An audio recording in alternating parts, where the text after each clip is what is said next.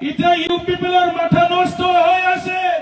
ইউপিপিএলৰ নেতা ৰাকেশ ব্ৰহ্ম ডাঙৰে কৈছে তেখেতসকলে কাৰ ৰেলী কৰি আছে আৰু কৈছে চলো পাল্টাই প্ৰগ্ৰাম বোলে কিবা এনে পাল্টাই গ'ল আৰু কিবা পাল্টাও প্ৰগ্ৰাম লাগে নেকি?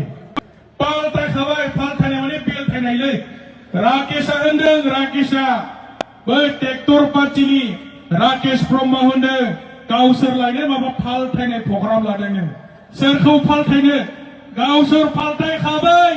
दाखालिबो बिराद रायदों बिपिएफखौ शेख होगोनना थगायदों।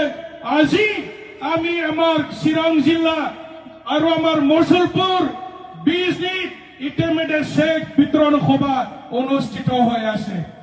ইউথ সকলৰ কাৰণে 2 লাখ মহিলা বাইদেউ সকলৰ কাৰণে সমগ্ৰ বিটিসি 50,000 জনী মহিলা বাইদেউ আৰু আমাৰ দুখীয়া দৰিদ্ৰ সকলে 10,000 টোটেল 50,000 মানুহক আমি ইতিমধ্যে চেক ইস্যু কৰিলো। আমি কিবা মিছা কথা কৈছে নেকি?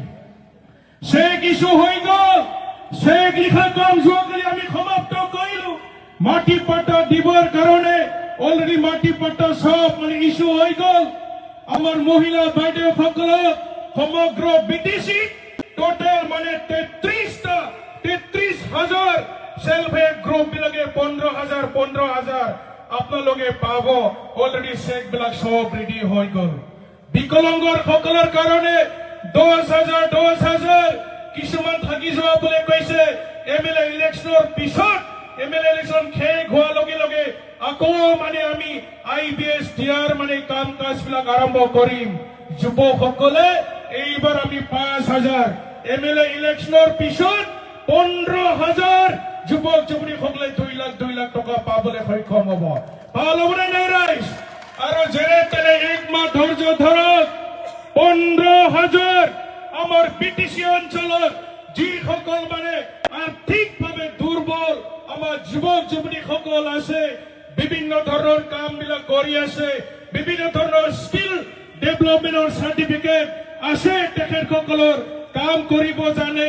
পাৰ্লাৰৰ দোকান, cutting, knitting, beauty parlour, embroidery, computer দোকান, মানে মুৰগি পালন, জাৰ্সি গায়, ডায়েৰি ফাৰ্ম, বিভিন্ন ধৰনেৰ যিসকলৰ স্কিল আছে তেখেতসকলক মানে ব্যৱসায়টো উন্নত কৰিবৰ কাৰণে 2 লাখ টকাৰ মানে আৰ্থিক সাহায্য আমি দিবৰ কাৰণে আকৌ এমএলএ ইলেকশনৰ পিছত আমি আৰম্ভ কৰিম।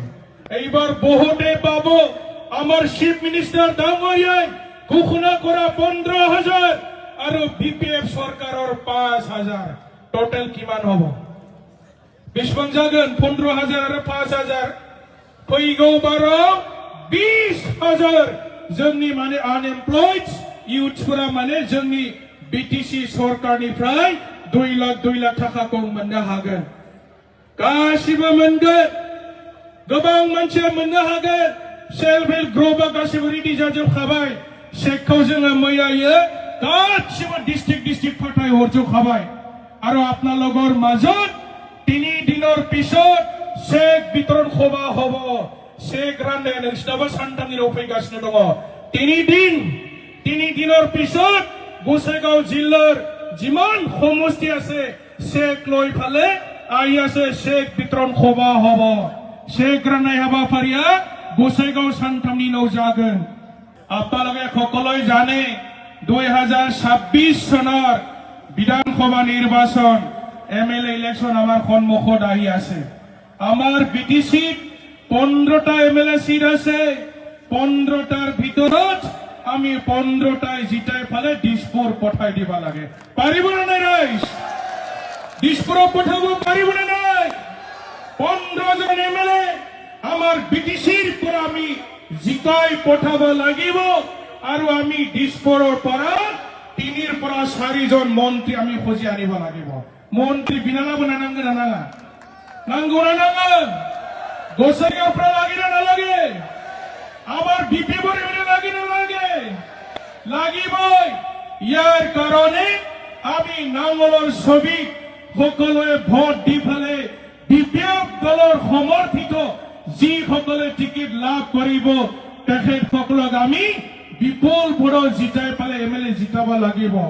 আৰু ইয়াৰ পিছত বিটিসি উন্নয়নেৰ কাৰণে আমি তেখেতসকলক কাম কৰাব লাগিব আমাৰ বিটিসিখন ডেভেলপ কৰিব লাগিব বিভিন্ন সৰকাৰি অনুষ্ঠান প্ৰতিষ্ঠান ৰাস্তা দলং বিভিন্ন ধৰনেৰ ডেভেলপমেন্ট আনিবৰ কাৰণে আমি কোচাইগাঁৱৰ পৰা আমি এমএলএ জিকাই পঠাব লাগিব আপোনালোকক আমি আজিৰ সভাৰ যোগেদি ধন্যবাদ যাচিছো যোৱা বিটিসি নিৰ্বাচনত আপোনালোকে 5টাৰ ভিতৰত 4টা এমএলএ জিকাই পঠালে কোচাইগাঁও জিলাই খুব ভাল পাৰফৰমেন্স দেখাই